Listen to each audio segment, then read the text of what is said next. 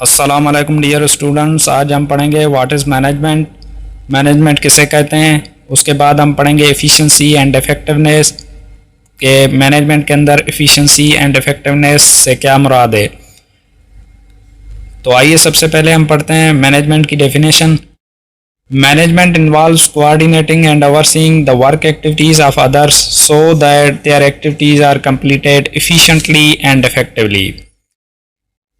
Dear students, इस definition के अंदर चार वर्ड्स इस्तेमाल हुए हैं: coordinating, overseeing, efficiently and effectively. तो यहाँ पे सबसे पहले दो वर्ड्स जो पहले हैं कोऑर्डिनेटिंग एंड ओवरसीइंग, ये दो वर्ड्स हम पहले मैनेजर्स की डेफिनेशन के अंदर समझ चुके हैं। फिर भी मैं यहाँ पे ओवरव्यू दे देता हूँ इन दोनों वर्ड्स का। कोऑर्डिनेटिंग कहते हैं making such arrangements where groups of people can work together properly and well, यानी ऐसी अरेंजमेंट्स की जाएं, ऐसा प्लेटफॉर्म बनाया जाए जहां पे एम्प्लॉइज़ के ग्रुप्स जो हैं या टीम्स जो हैं वो अपना काम अच्छे तरीके से परफॉर्म कर सकें। तो उसको क्या कहा जाता है? कोऑर्डिनेटिंग कहा जाता है। उसके बाद है ओवरसीइंग। ओवरसीइंग कहते हैं to supervise and direct an activity or groups of workers in order to do job correctly, यानी किसी एम्प्लॉइज़ की एक्टिविटीज़ को डायरेक्शन देना टुवर्ड्स अचीविंग ऑर्गेनाइजेशनल गोल्स, यानी गोल्स को हासिल करने के लिए किसी की एक्टिविटीज़ को डायरेक्शन देना, उसको क्या कहा जाता है? ओवरसीइंग कहा जाता है। या जो एम्प्लॉइज़ काम परफॉर्म कर रहे होते हैं उनके ऊपर सुपरवाइज़ किया जाए कि आया वो अपना काम अच्छे तरीके से परफॉर्म कर रहे हैं या नहीं कर रहे हैं, तो उसको क्या कहा जाता है? ओवरसीइंग कहा जाता है। ये सुपरवाइज इसलिए किया जाता है ताकि अगर कोई डाइवर्ट है अपनी, अगर कोई ऑर्गेनाइजेशन के गोल्स जिस तरीके से प्री प्लान किए गए हैं उस डायरेक्शन से हट के काम कर रहा है, तो उसको दोबारा उस डायरेक्शन पे ले आना ताकि ऑर्गेनाइजेशन के गोल्स अचीव हो सकें, तो उसको क्या कहा जाता है? ओवरसीइंग कहा जाता है। उसके बाद है दो वर्ड्स इस्तेमाल हुए हैं एफिशिएंसी एंड इफेक्टिवनेस। एफिशिएंसी किसे कहते हैं?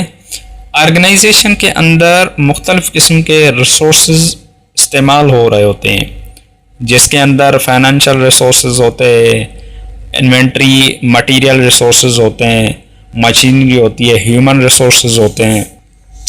तो उन रिसोर्सेज का जो इस्तेमाल है, इस्तेमाल करते हुए उनको वेस्ट भी किया जाता है। तो उस वेस्टेज को कम करने के लिए, यानी कम से कम वेस्टेज हो, तो ऑर्गेनाइजेशन के अंदर एफिशिएंसी रहती है। यानी जो एम्प्लॉइज़ है अगर वो वेस्ट रिसोर्सेज जो है कम से कम वेस्ट कर रहे हैं, तो हम एम्प्लॉइज़ को कह सकते हैं कि एम्प्लॉइज़ एफिशिएंटली अपना काम परफॉर्म कर रहे हैं। और दूसरा इफ़ेक्टिवनेस। इफ़ेक्टिवनेस ऑर्गेनाइजेशन के अंदर तब हासिल होती है जब ऑर्गेनाइजेशन के सेट गोल्स को अचीव किया जाए। अब एम्प्लॉइज़ काम तो परफॉर्म कर रहे हैं ऑर्गेनाइजेशन के अंदर, मगर वो अपने डायरेक्शन से हट के काम कर रहे हैं। अब वो इस डायरेक्शन में काम कर रहे हैं कि ऑर्गेनाइजेशन के गोल्स अचीव नहीं हो सकते, तो they are not useful for organisation. वो ऑर्गेनाइजेशन के लिए जो है ना फ़ायदेमंद नहीं है। क्यों? क्योंकि उनका डायरेक्शन ऑर्गेनाइजेशन के गोल्स हासिल करने की तरफ नहीं है। तो जब उनको उस डायरेक्शन में लेके आया जाए और हाई अटेनमेंट ऑफ गोल्स हो, उसी डायरेक्शन में वो अपना काम परफॉर्म कर रहे हो, तो उसको क्या कहा जाता है? इफेक्टिवनेस कहा जाता है।